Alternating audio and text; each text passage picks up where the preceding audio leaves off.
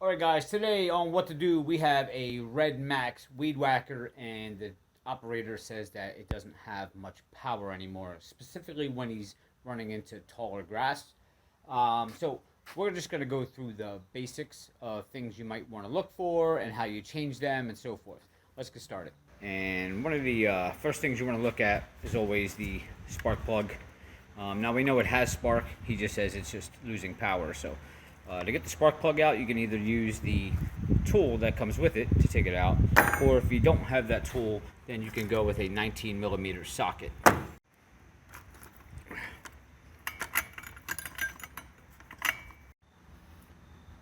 And looking at the spark plug, it doesn't look too bad. I mean, it's a little bit corroded, but we're going to change it anyway since it's out, and we're going to use a Champion plug, and this is a CJ6.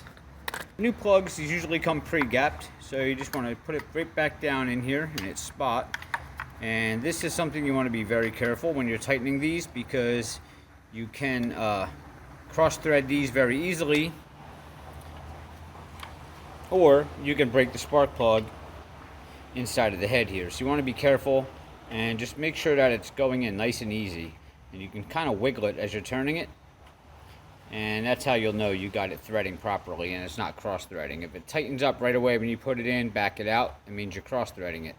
But just keep wiggling it, do a couple turns, wiggle it, do a couple turns until you can't go anymore, and then just go snug, like half a turn. So next thing you want to check is your air filter. There's a little tab up here, you can push in on it, and you have this red knob here you want to turn, and then you can kind of pry that up. Oh, our filter just fell out. Alright, and that is your filter there, and we're going to replace this with a new one.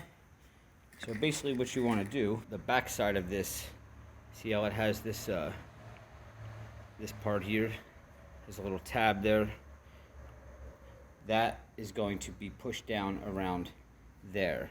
Okay, so we're going to lay it down here like this, and you're going to push on this red knob.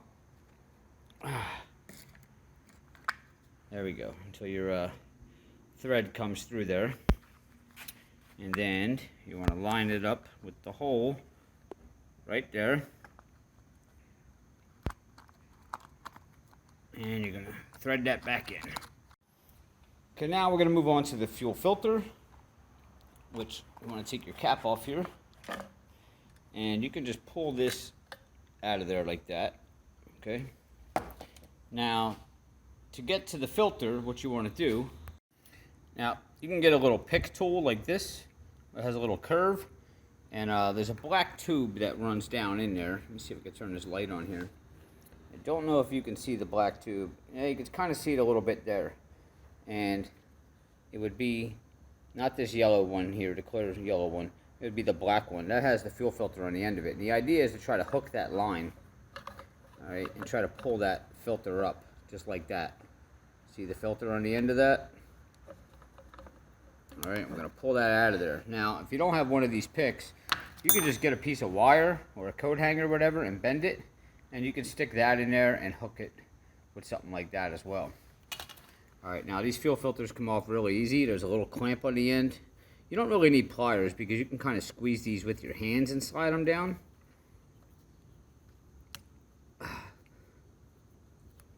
Like that. That's down. And now you can just kind of pull that filter right off of there. Alright, and we're going to put a new filter on. Let's see what the part number is on this one. 125-528-1. That's our new filter. And basically we're just going to slide it back in that hose and pull that clamp back up. I had to use two hands to do that, but it's back on. And just drop it back down in your tank. Push it down in there. Make sure it goes all the way in. And then you can take your cap and kind of feed this. Just push that back down in there like that. And screw your cap back on. Alright. Now those are the most common reasons. First things you want to check when you're losing power, or it's not starting, or it's running rough. So you want to go ahead and start it at this point and see if you see any difference in your machine. And if you're still having problems, then what you want to do is we're going to do two other things here. We can clean the exhaust ports, and we can also change the carburetor. I'm going to go ahead now and change the carburetor. Start by taking our air filter back off, because we're going to assume that the machine is still running really rough here. Alright, and what you want to look for is you're going to have a, you could use a flathead here. There's one there and there's one there, or the hex head that came with your unit will also fit in there, and you can just use that to loosen those two bolts. Once those two bolts are loose, this whole assembly is going to come out together. Now, the carburetor may slide with it, but I got a finger in here, and there goes the gasket that just fell out from behind the carburetor. But I got a finger here holding the carburetor so it doesn't drop down, but it's going to suspend there now because I still have the throttle cable and stuff hooked up. But there's our back of our filter cover, and this gasket here basically goes like that on the back of your carburetor. Okay, that just fell off, so you don't want to lose that, but definitely check that and see if there's any cracks or anything in there, because if this is broken and you're sucking in air, then you're not getting proper air to fuel mixture, and that could be a problem too. But this one seems to look okay. We're going to drop that down. Now what we're going to do is go ahead and remove our throttle cable here. You're going to want a wrench to loosen this nut right here, and I believe it's 11 millimeter. And then once you loosen that, you're going to have to, this is where it gets tricky, you need two hands. You're going to have to push in on this, and we're going to have to pull that cable up. But first, there's a little white cap on top here. I'll show you. We got to get that little cap off of there. Sometimes I can get it with my fingers. Oh, there we go. It just came off. Okay, there's the little white cap. Now you can see where your throttle goes down into that groove, and you want to push this in. Yeah, I'm definitely gonna have to stop filming. See how it came out there? See how the cable's coming out? Now with my other hand I would pull that up out of there. Alright, we got it out of there. Now you can just pull it right out of there, just like that. Okay, now the only thing left is you have the two fuel lines holding the carburetor on. Now you might want to remember where these both go. Okay, your yellow one, clear one, is going to go in the first one, and in the back is always the black one. You can use your hand to push these little clips in here. I got to set my phone down, and you can push down on those clips and then pull each of those hoses off, and your whole carburetor will be free. And there it is. Carburetor is off. Now this is where and this will be a totally different video if you wanted to physically take this apart and clean it. Today we are just going to swap carburetors with a brand new one. If you're a little nervous about digging into the carburetor and you don't feel real comfortable doing it, you can pretty much just take this too, now that you have this free, and spray some carbon choke cleaner in here. Try to get it in there the best you can, and you're really going to need an air hose to blow some air through here. I don't really recommend doing it that way, because anything you blow in here is pretty much going to end up coming down here anyway. So you're not really giving it a good cleaning. But you could. Who knows what will happen. But I would prefer taking all this apart and cleaning it thoroughly, which is not going to be covered in this video. We are just going to put on a new carburetor. Alright, and these aren't that expensive, so it's just a lot easier to buy a new one and throw it back on. Your gasket, and I just dropped it, which is kind of good I did that, because that's going to help my point here. Your gasket, you can see there's all kinds of dirt and stuff on this. Alright, now here is where your gasket is going to go back. Alright, if you have a lot of sand and dirt in here, especially after you just drop it, guess what? That's going to get into your ports here, possibly back into your carburetor, and then you're going to have a whole bunch of other internal problems. So you don't want to get any dirt inside of your engine compartment there. Alright, so make sure that this is clean. And this is pretty thick. It's not, you can see I can't really bend it. But clean this up really good, even if it's just with air or a very soft toothbrush and some air. be just fine. All right, now here's an easy way to put all this back on, okay? So you have your carburetor, all right? We know our gasket is gonna go on the back like that, all right? And I may need 2 hands for this. Now, you can slide this through those 2 bolts.